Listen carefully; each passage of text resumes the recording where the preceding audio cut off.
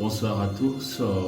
Je me nomme Yakou Wasinayoko, membre agent de santé, membre et secrétaire général de Women and Children Healthcare Association, l'abréviation WCHA.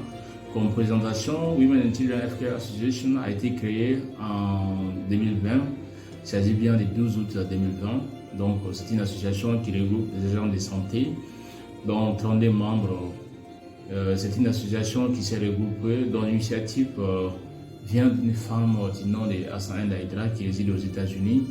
Nous nous sommes regroupés face à un objectif principal, et cet objectif principal qui est de donner, c'est-à-dire une santé meilleure aux femmes et aux enfants, ou de défendre, c'est-à-dire la santé, la cause sanitaire des femmes et des enfants.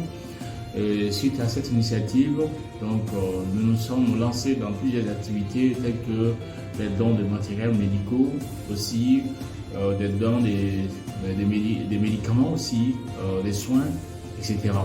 Donc c'est une association dont les objectifs sont très multiples, mais parmi lesquels nous avons commencé d'abord, entre autres, par l'organisation de l'association, et aussi l'attribution, c'est-à-dire d'un poste à certains membres d'association qui constituent, c'est-à-dire le bureau exécutif de l'association.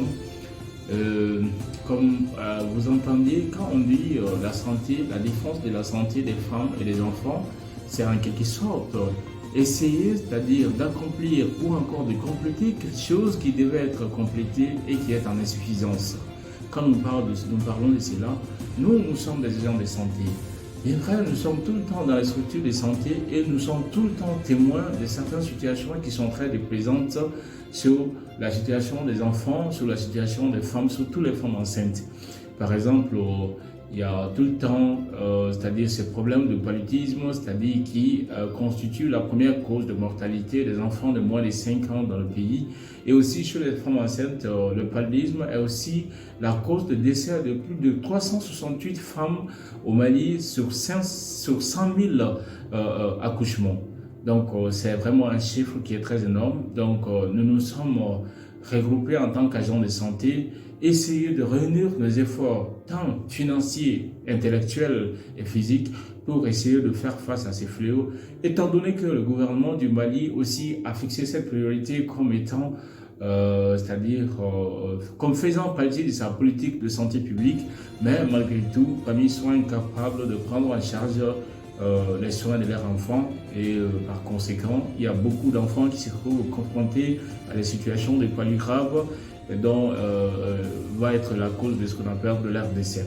Et aussi chez les femmes enceintes, ce paludisme grave aussi peut être, c'est-à-dire la cause d'anémie sévère chez ces femmes et ce qui va conduire à l'avortement, et ça peut aussi conduire au décès maternel et infantile. Donc nous nous sommes réunis, c'est-à-dire le 29 août 2021 passé, c'est-à-dire pour essayer de nous fixer certains objectifs très très proches.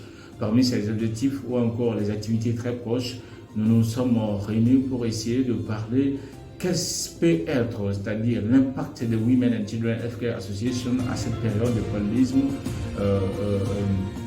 qui est cette période d'hivernage qui entraîne la propagation, c'est-à-dire des moustiques partout dans le pays.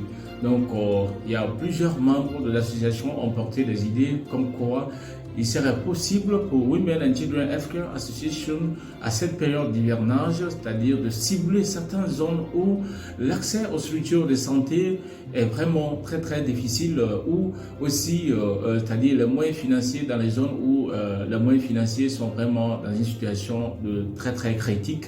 Donc, et nous allons essayer de cibler ces différentes zones et faire des dons de médicaments, et ces dons de médicaments peuvent être accompagnés par des consultations gratuites que nous allons et sanitaires de leur part.